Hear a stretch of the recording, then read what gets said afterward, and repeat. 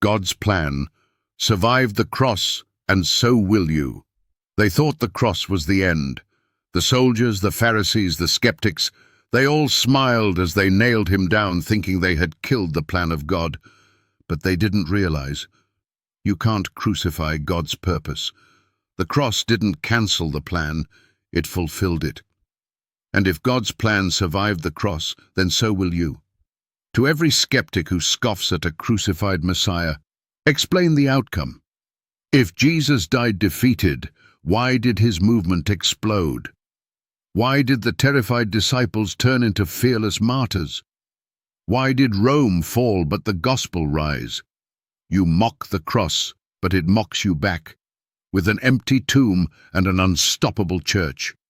To the priest still hiding behind golden altars, where's your power?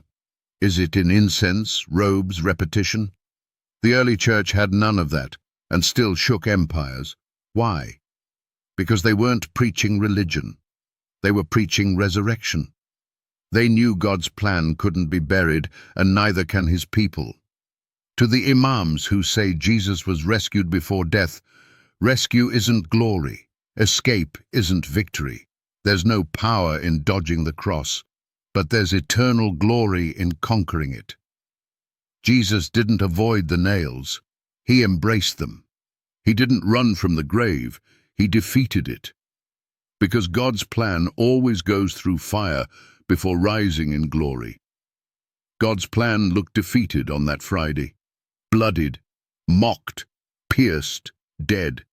But hidden inside that silence was the greatest setup in human history. Because while man saw a corpse, heaven saw a countdown. While Rome sealed the tomb, angels sharpened their swords. While Satan celebrated, the king was planning resurrection. You think your pain is proof God's done with you? Look at the cross. You think suffering means you're disqualified? Look at Jesus. You think betrayal, mockery, and injustice mean you missed your calling? Then you've forgotten the blueprint, because God's plan always survives the cross. God doesn't skip suffering. He uses it. He doesn't avoid darkness. He shines through it. You thought the cross was the worst thing that could happen, but it became the door to the best thing, eternal life, bought in blood, sealed in victory. And now that same power lives in you. The plan God wrote for your life doesn't end in your lowest moment. It begins there. The same God who turned a crucifixion into salvation can turn your valley into victory.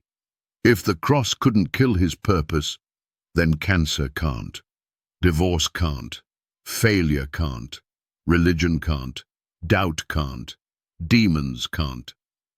You say, but I feel abandoned. So did Jesus. You say, I've been betrayed. So was he. You say, I'm too broken. He was broken for you. And then he rose, proving that brokenness is not the end, it's the beginning of a resurrection story. So stop letting your pain rewrite your purpose. Stop letting religion bury what God still wants to breathe on. Stop listening to voices that say it's over when heaven's still speaking, it is finished, and victory has begun. The cross was a setup. So is your trial. The resurrection was the turning point, and so is your comeback. God's plan didn't die in the grave, it walked out of it. And if you belong to him, so will you.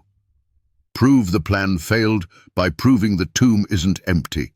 Prove that suffering wins by showing us a Savior still buried. But if you can't, then rise. Because if God's plan survived the cross, then so will you.